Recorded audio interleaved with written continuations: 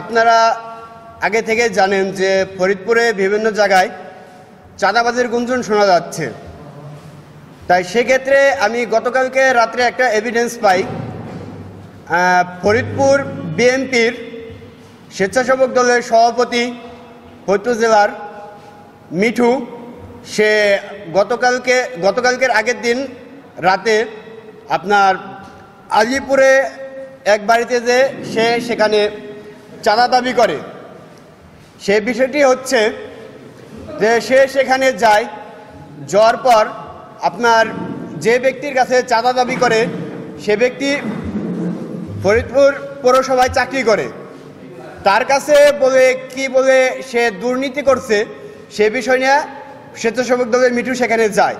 সেখানে যাওয়ার পর সেখানে তাকে অনেক হুমকি ধামকি দেওয়ার পর তার কাছে মিঠু টাকা দাবি করে।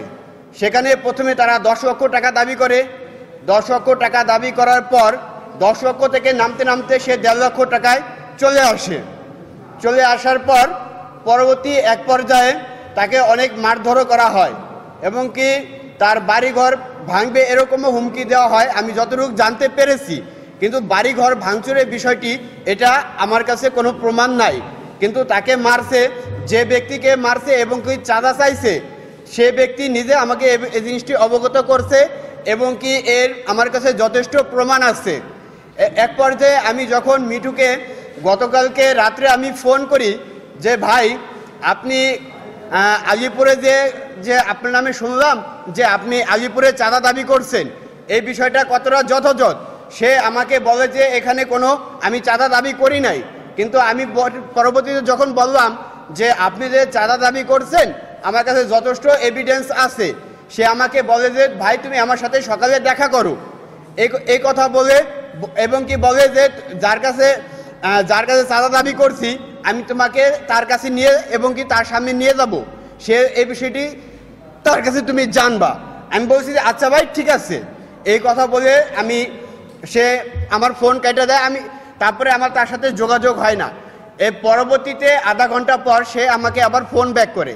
ফোন ব্যাক করার পর সে আমাকে অনেক হুমকি ধামকি দেয় এবং কি গালিগালাজও করে এবং কি বলে যে তোরা সমন্বয়ে আছিস ঠিক আছে, সেখানে তোরা কয় মাস থাকতে পারবি? 2-3 মাস তোরা নয় থাকতে পারবি, তারপরে তোরা ফরিদপুরে টিকতে পারবি তো? তারপরে তোদেরকে আমি দেখে নিব।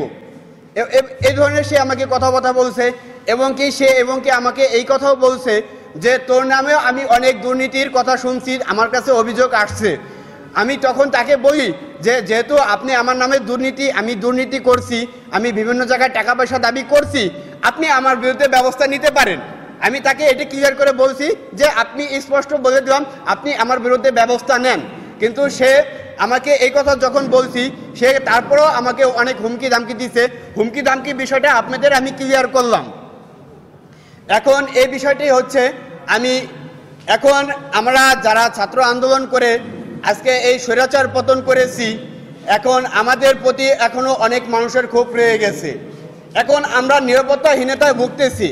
তাই আমরা যেন এই স্বাধীন দেশে স্বাধীনভাবে চলাচল করার জন্য এবং রাষ্ট্র বিনির্মাণ করার জন্য যেন আমাদের প্রশাসন থেকে যেন আমাদের সিকিউরিটি দেওয়া হয়, আমি সে বিষয়ে প্রশাসনকে অবগত করছি।